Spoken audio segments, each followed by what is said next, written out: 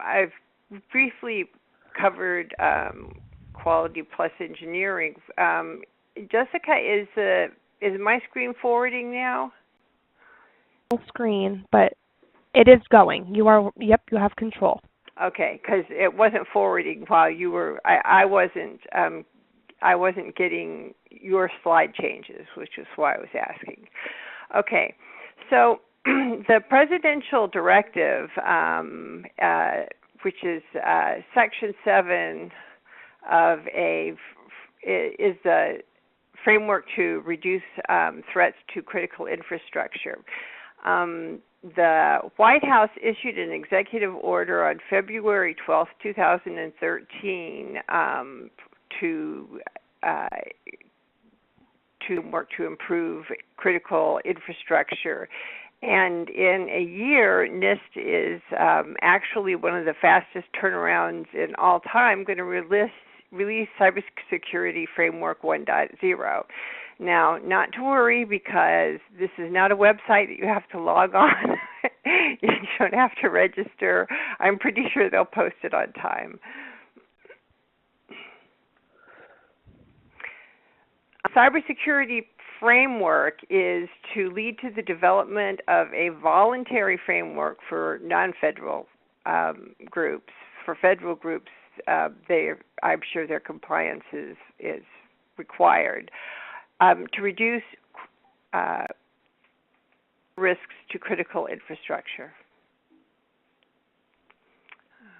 My mouse is, let me see, there we go. Here are the 16 critical infrastructure sectors.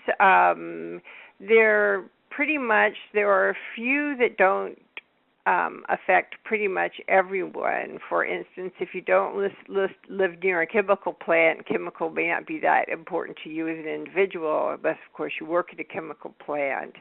These are the 16 sectors. We covered them in the last ITMPI webinar by Quality Plus Engineering. The cybersecurity framework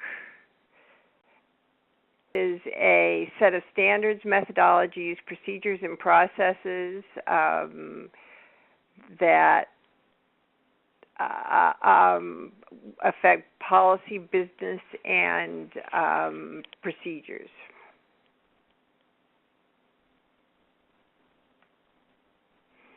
The cybersecurity framework will incorporate voluntary consensus standards and industry best practices to the fullest extent possible. Now, this is the good news. This is the good news because if you're working on any relevant standards whatsoever, and most industries have standards that people are working to conform to, and there are also excellent resources like the NIST Special Publication 800s out there. There's not going to be any, or if there is, somebody should be shot. Throw everything away and do it this way now. Instructions. What they're going to do is leverage the good work that's already out there that truthfully people already know better than they're doing in general. Maybe not people at the top of the hierarchy, but usually the technical and IT staff know what they should be doing, even if they don't have time to do it. A cybersecurity framework for critical infrastructure owners is voluntary, but it will become the de facto standard for ambulance chasers and regulators. So you need to prepare. Even if they say it's voluntary, if your industry sets a level of due care in terms of investment, in terms of the maturity of their security infrastructure, and you do not show the same level of due care, you are a lawsuit target, regardless of whether or not the framework is voluntary.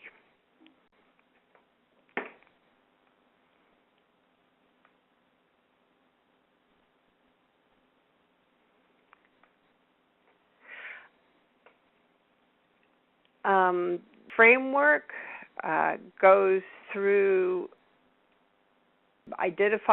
has this is the framework core. It's actually quite a overwhelming kind of looking slide, but the truth is that if you break it down, it's quite handleable. So the functions are identify, protect, detect, respond, and recover, and with function, there are categories, subcategories, and informative references. And in informative references is where you're going to get a lot of standards that you've actually already seen.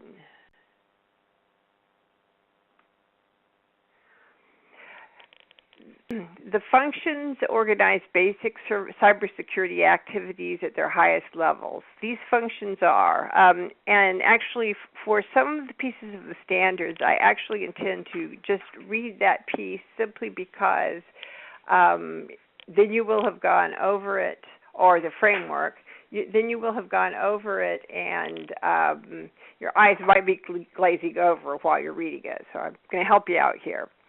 So the functions are identify, protect, detect, respond, and recover. The functions aid in communicating the state of an organization's cybersecurity activities by organizing information, enabling risk management decisions. Risk management decisions being a very important notion here because many of the standards that you know and love are being rewritten as risk management standards, addressing threats and improving learning from previous activities. And failure is always the best teacher, not hoping that any of you fail. The functions also align with existing methodologies for incident management and can be used to help show the impact of investments in cybersecurity. For example, investments in time planning and exercises support timely response to an actual incident. You can have all of the paper standards that you want, but if you don't know what to do when something goes wrong, even if you have rehearsed something that isn't the precise incident you're dealing with, then you know what to do. One thing I ask people that almost always would disrupt their corporation if they had to make a choice as opposed to just going down is, would you pull the plug on the internet? And it turns out that even some really big security companies, when that decision needs to be made, are running around like chickens with their head off, trying to decide who's going to make the decision, who's going to take the heat if it was the wrong decision. And it could be that, one CXO is in the Bahamas, another is they just can't seem to reach, and nobody's really made a decision with respect to what are the criteria and who gets to make that decision. And is there always somebody on call to make that decision, even though it might not be the same person every time? The functions are things like asset management, access control, and detection processes. And these things are things that you already probably do in your company. The functions have categories, and they are broken down into things that you already do.